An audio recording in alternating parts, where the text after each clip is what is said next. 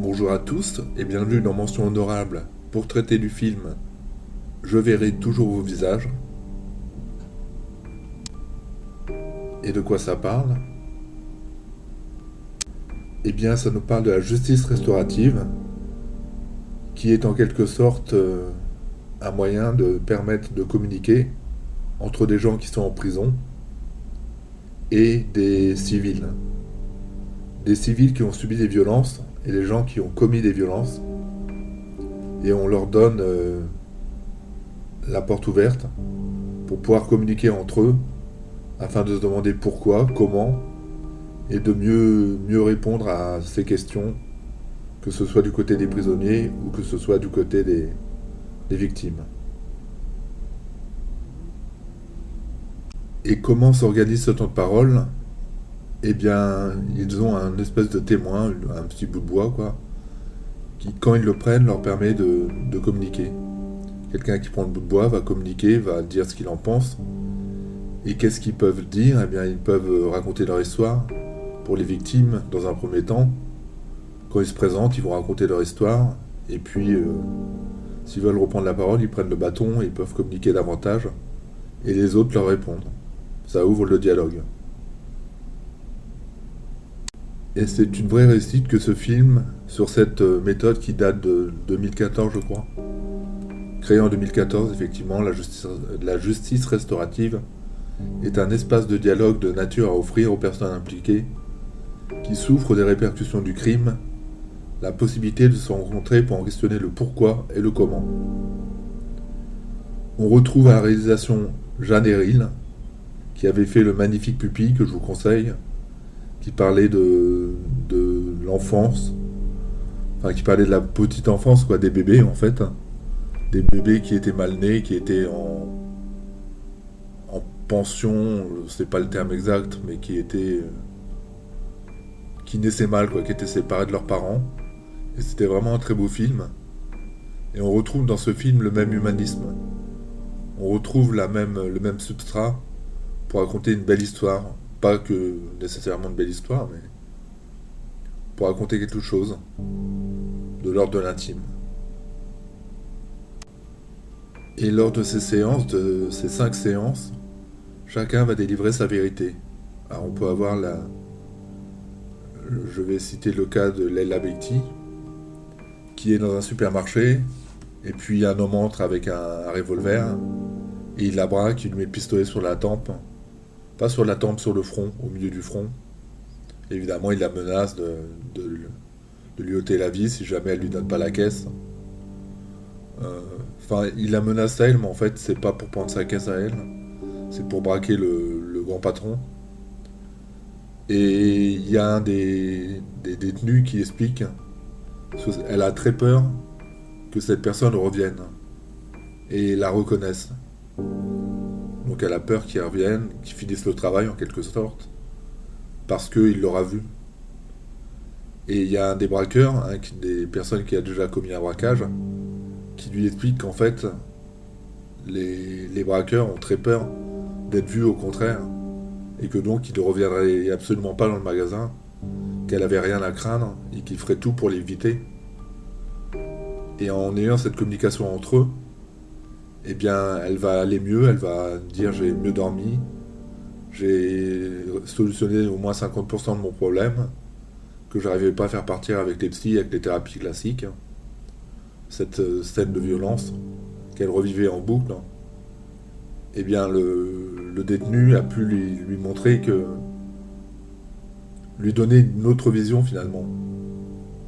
Et ils expliquent aussi que dans les braquages, ils ont très peur et que ceux qui prennent en joue à ce moment-là sont artificiels, ils sont pas importants, ils sont éphémères. Le plus important, c'est ce qu'ils ont à faire et ils utilisent la violence comme moyen de pression finalement. Si jamais ce sont des parents, ils vont prendre l'enfant pour faire pression. Où est-ce que tu habites ta carte bancaire? Quel est ton code? Évidemment, face à quelqu'un qui braque une arme sur un enfant ou sur une femme, eh bien l'autre va dévoiler ce qu'il voulait garder secret. Pour ce qui est du casting, on retrouve des noms connus comme Élodie Boucher, comme Léla Becti, comme Jean-Pierre Daroussin, comme Adèle Exarchopoulos, pas facile à dire, comme Gilles Lelouch, et puis des rôles un peu plus... C'est pas les rôles secondaires, c'est simplement des personnes qu'on connaît moins, qu'on connaît pas. Biran Ba dans le rôle de Issa, Dali Ben Salah dans le rôle de Nassim, et Suliane Brahim dans le rôle de Fanny. Le casting est excellent, il n'y a rien à dire à ce niveau-là. Que ce soit les détenus ou bien les victimes, il y a Miu Miu aussi. Elle est pas notée, mais il y a Miu Miu qui joue un rôle. Miu Miu qui s'est fait braquer, elle était dans la rue, elle a 60-70 ans, donc une personne âgée. Quelqu'un est passé en scooter, il a voulu lui retirer son sac, et elle n'a pas voulu en fait lâcher. Elle n'a pas voulu lâcher le sac. Et du coup, il l'a traîné sur quelques mètres, et puis, comme elle tenait encore à son sac, bien qu'elle explique qu'elle ne sait pas pourquoi elle l'a fait, parce que finalement, qu'est-ce qu'elle aurait perdu? Pas grand-chose. Eh bien, la personne du scooter va descendre et va finir gentiment le travail, en donnant des coups de pied pour qu'elle lâche, enfin. Et depuis, elle est complètement gangrenée par la violence, elle n'arrive plus à sortir, elle a des phobies. Et elle aussi aura son temps de vérité, son temps de choses à dire sur ce qu'elle a vécu, sur ce qu'elle a ressenti.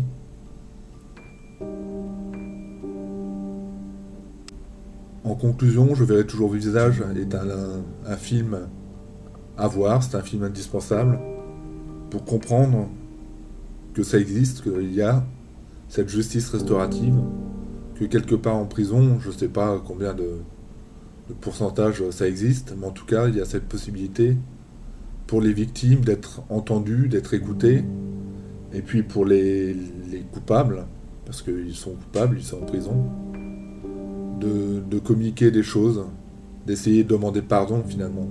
Même si le but c'est pas de demander pardon, et qu'ils n'y gagnent rien, c'est quelque chose de volontaire, c'est sur la base de volontariat.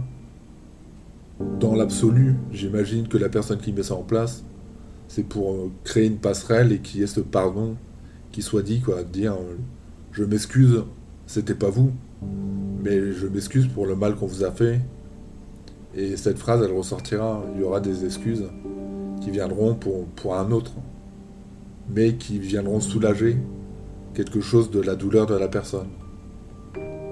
Donc comme je disais, c'est un film indispensable, c'est un film nécessaire, je n'arrive plus à parler, et c'est donc un film qu'il faut voir.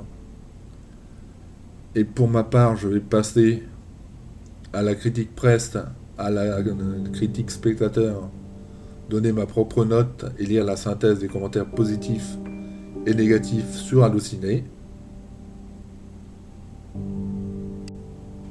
Eh bien mes amis, la note est excellente puisque la note presse est de 4,1 sur 5 et la note spectateur est de 4,4 sur 5. Donc quasiment l'excellence. C'est dire que tout le monde l'a trouvé important ce film.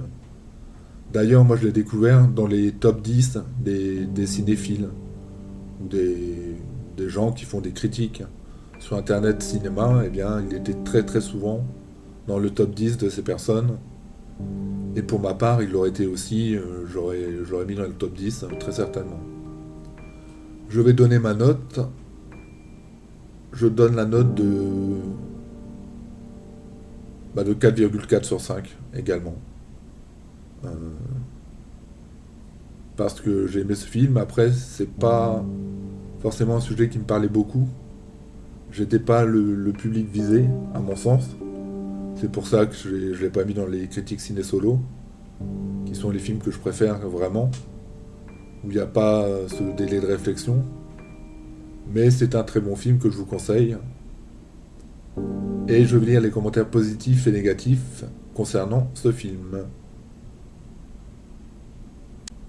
Donc les commentaires positifs ont dit que c'est un film bouleversant, que c'est un tourbillon d'émotions, que c'est un film empreint d'humanisme, et enfin que c'est un film nécessaire.